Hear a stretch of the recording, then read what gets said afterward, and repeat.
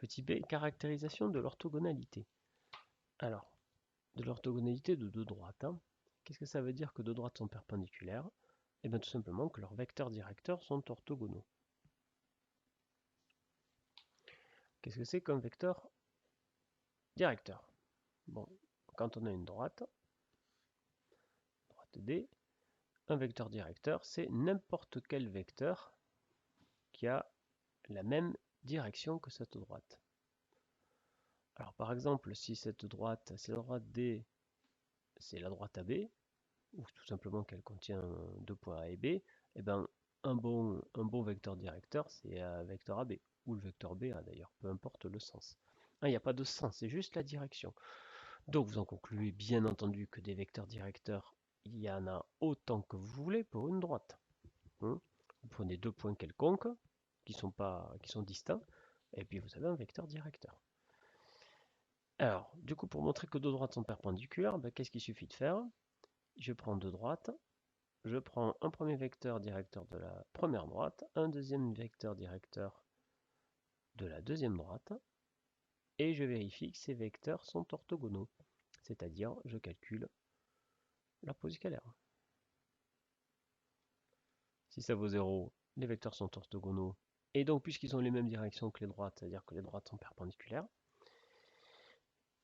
et si c'est pas égal à 0, ça veut dire que les droites ne sont pas perpendiculaires. Elles vont peut-être, sont peut-être parallèles, mais plus vraisemblablement, elles vont se couper avec un angle qui ne sera pas égal à 90 degrés.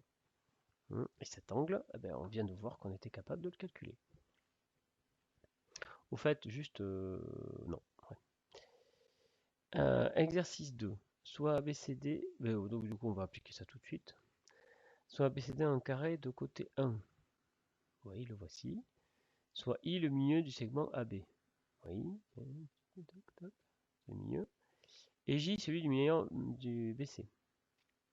C'est le même codage puisque c'est un carré. Alors là, il faudrait que je le dise, AB et BC sont de même longueur. Voilà. AB et BC sont de même longueur, donc AI égale IB égale BJ égale JB. Démontrer que les droites DI et AJ sont perpendiculaires. Alors voilà, typiquement un exercice qu'on peut faire certainement sans calcul vectoriel, mais qui va se retrouver extrêmement facilité par la donnée du calcul vectoriel. Si on veut faire des angles droits avec des vecteurs, il faut du produit scalaire, il faut donc des distances, il faut donc un repère orthonormé. Est-ce que l'une des difficultés et des intérêts de cet exercice, c'est qu'on ne vous donne pas de repère. On vous en parle même pas. Donc c'est à vous de créer votre propre repère. Bon, ceci dit, c'est pas bien compliqué de créer un repère, mais par contre, on a tout intérêt à créer un repère orthonormé. Sinon, on ne pourra pas calculer des distances et des angles. Bon, là, ça saute aux yeux, puisqu'on a un carré, un repère orthonormé, vous pouvez prendre celui que vous voulez. Bon, peut-être le plus simple, c'est considérons le repère. Alors, on va se passer en D, et puis abscisse DC, ordonnée DA. Il me semble le plus naturel. Mais si vous aviez envie, vous auriez pu prendre le repère B, d'abscisse BC. Vous n'êtes pas du tout obligé de prendre les abscisses horizontales et les autres verticales. Il vous suffit de prendre ce carré et de lui faire une rotation, et puis il n'y a plus d'horizontale, plus de verticale. C'est vous qui choisissez. Là, autant prendre le plus simple. Le plus simple pour nous, celui dont on a l'habitude. Alors, la première chose, une fois que vous avez défini un repère, c'est de donner les coordonnées des points de base. Donc D, c'est de coordonnées 0, 0. C, il va être de coordonnées 1, 0.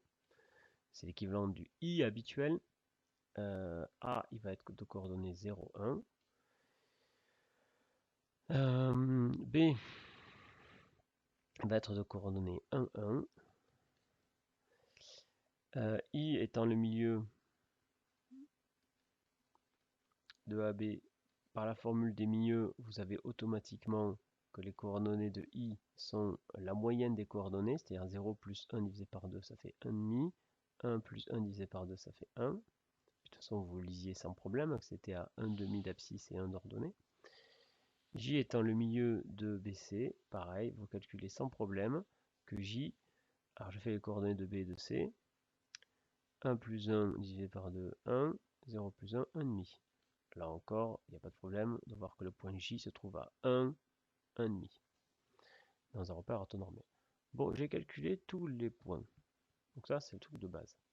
Maintenant que j'ai ça, je vais pas besoin de m'ennuyer avec les équations de droite ou quoi que ce soit. Je vais juste prendre le vecteur DI, puis le vecteur AJ et prouver qu'ils sont orthogonaux. Alors, le vecteur AJ, quelles sont ses coordonnées? C'est les coordonnées de J moins les coordonnées de A. Coordonnées de J, 1, 1,5. Moins les coordonnées de A, 0, 1. Ce qui me fait 1, 1,5 moins 1, ça fait moins 1,5. Voilà les coordonnées de AJ. Ensuite, les coordonnées de DI. Alors, les coordonnées de DI, je prends les coordonnées de I. Les coordonnées de I sont 1,5, 1, moins les coordonnées de D, 0, 0. On trouve donc encore les coordonnées de I. Reste plus qu'à montrer que ces deux vecteurs sont orthogonaux, et ça entraînera immédiatement la perpendicularité des droites DI et AJ. Bon, il suffit de calculer leur produit scalaire, AJ scalaire DI, et de montrer qu'il est nul. Alors, AJ c'est quoi? C'est 1 moins 1,5. Scalaire, 1,5, 1. Produit scalaire c'est ça fois ça plus ça fois ça. Alors 1 fois 1,5 plus moins 1,5 fois 1. Ce qui nous fait 1,5 moins 1,5, ce qui fait 0. Donc, AJ est orthogonal à DI. Donc, AJ est perpendiculaire à DI. C'est un exercice. Vous voyez, c'est quand même vachement efficace.